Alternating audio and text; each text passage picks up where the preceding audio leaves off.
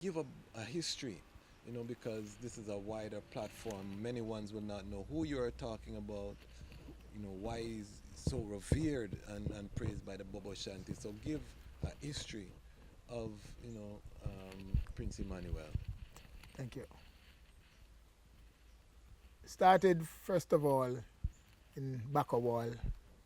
People call it Kiwak, Akiwak, and of course, it's the cradle of the Rastafari movement too. But Bongo Eddie, as King Emmanuel was called in those days, was there at that early beginning, amongst all the stalwarts. And he was one who spoke vigorously from that time for the rights of the people. Because he might not have started out as churchical as he became along the way, or developed into along the way. But he was always agitating for the rights of the black people. And he did that because he was a follower of Marcus Messiah Garvey, the Honorable Prophet. And being a Garveyite, he saw the importance of continuing the work of Marcus Messiah Garvey. And so he was always at the government entity, because many of them that became the leaders of the political government, of course, they were all there together in downtown Kingston, where most of the reasoning used to take place, in what we now call St. William Grant Park. And there's that big fig tree. It has been there for ages. And, they used to gather there. And many things were discussed there. And the King Emmanuel was always agitating for the rights of the people. And as the Rastafari movement developed, he eventually left Bakawal, because it started in Bakawal from 1958. He moved from different places in Bakawal, different addresses, until afterwards he came to Bull Bay. And And explain to people that Bakawal was a slum. yes, Bakawal is in Trench Town. It was one of the most well-known ghettos. Might have been the first ghetto in Jamaica, the first slum community, where the very poor and the have-nots would be able to find their subsistence from whatever they could salvage, many times from the dumps, from outdated foods and reject goods. And that's where, he started. There was a place down there that they called Nazareth. Each place that, Jah would move from, they would give it different names, to signify. Because, see, we say King Emmanuel is the Black Christ.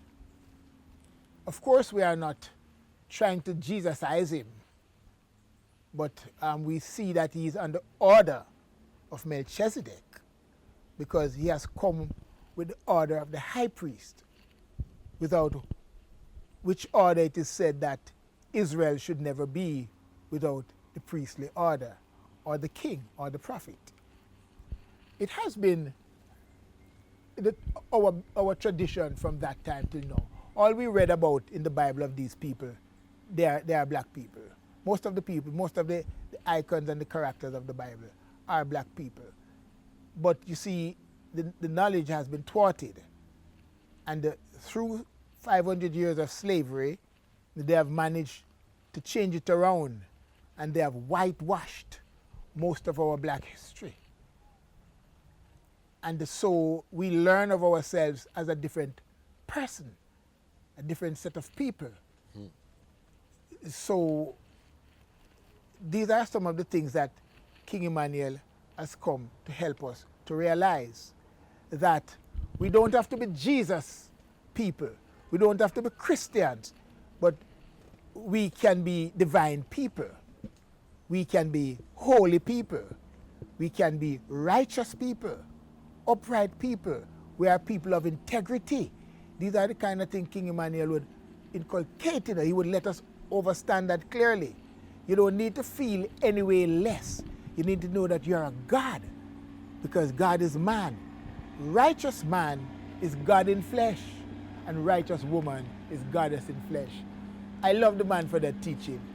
I remember there was one day I was at Bunny Wailer's house, you know, off the Waymouth Drive. And, you know, I had taken some brethren there to do some recording for him.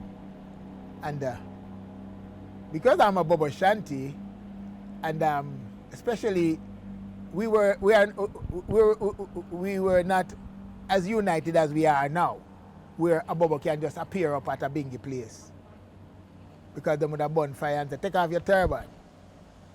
And so, you know, like when I visit Bunny Wailer's place, I would just stay by the gate, and my brethren would go in and do their thing. When they're finished, I just take them forward. But one Saturday evening, I took them there. I was still in my whites, and I was sitting at the gate, and he was talking. He was giving a lot of history, you know, about the elders that have trod in the tradition. And he spoke about all the various ones. I wouldn't want to call anyone name, but he mentioned all the icons. You know, God, and he talk about Bedward, he talk about Owell and Matuma Plana, all the elders. But then it came to the point where we came to King Emmanuel. And when he got there, he said, and you know, them have one up a bull be there. Bongo there call himself, say, I'm a God, I'm a Christ. And I don't know Rasquasi. I don't know when I reach from the gate to the veranda right in front of him like this, you know. I don't know how fast. And a lot of people were around, and I don't know, but I just said to him, Honorable my Lord, could you just stop there a moment and let me ask you a question? And the whole place went silent. And all my brethren that I took there was like they would try to, like they would have said, you know, because like, oh, you dare to come on Bunny Wailer veranda and stop him from talking? And I said, my Lord, we all here praise Rastafari. But which of you, among all these elders, that has come to teach us to praise Emperor Haile Selassie as a holy, a righteous, and a revered God with a divine order?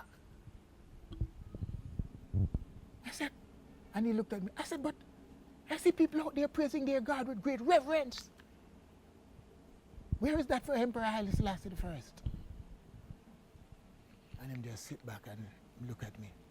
And I said, my Lord, see Bongo Eddie, him tell we say, righteous man is God in flesh, and righteous woman is goddess in flesh. And I don't hear no one teach me that. And then he just looked at me and said, any man who teach man's a righteous man a God in flesh, and righteous woman a goddess in flesh, deserve to get praise. And I just stepped away. And I remember I went, the next time I got there, he was playing a tape about, you know, the Melchizedek order and so forth and so forth. And from that day, we became very, very, very good brethren. Very, very good brethren. Yes. But when it comes to the teaching of King Emmanuel, we are very passionate about that, because it makes us total. We are not just a brother of God. We are God. The man teaches us that you have to forgive yourself. You're not going to kneel down to pray and hear no one come tell you, say, Rasquasi, you forgive. Because if you hear the voice, they probably jump up and run and think it's a duppy. So, you know, you have to find the God in you, and he helps us to personalize that God in I and I, which I think helps us greatly amidst our differences. You know, that's why Bobo Ashanti, you don't find many violent Bobo Ashanti.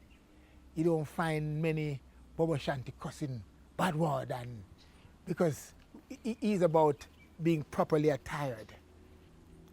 Because King Emmanuel, King Emperor Haile Selassie is the most well-dressed man. And so you know most Bobo Ashanti, nowadays you will see some Bobo Ashanti with them shirt out of them pants and stuff like that. In the days gone by, you would never see that. Not even in our homes. When we rise up and we put on our clothes, we are ready. You know, like a soldier, he said, you must be ready in everything. So that's the kind of teaching that King Emmanuel gives us. And as Rastafari,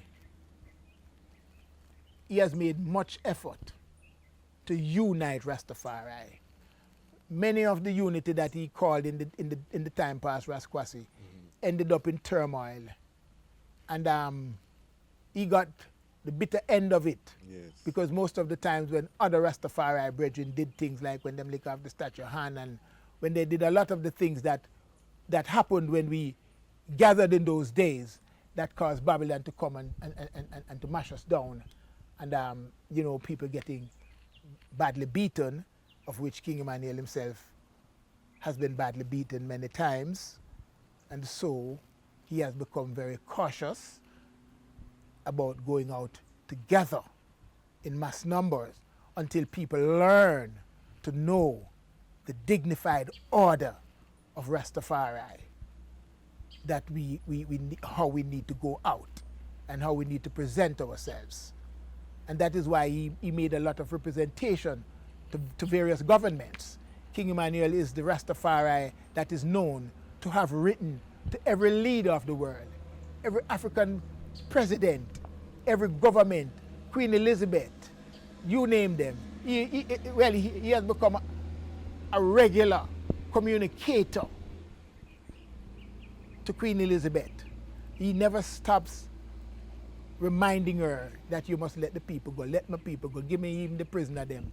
Give me all the sick people in the hospital. Just provide what we are to be provided with. Give us back what you've stolen, and take us from where you have stolen us from. You know, he never stopped agitating and writing these letters to all governments of the proper emancipation and what real independence is, true freedom, and these things. And so the charter of King Emmanuel Charles Edwards is freedom, redemption, and international repatriation. Righteous man is God in flesh, and righteous woman is God in flesh.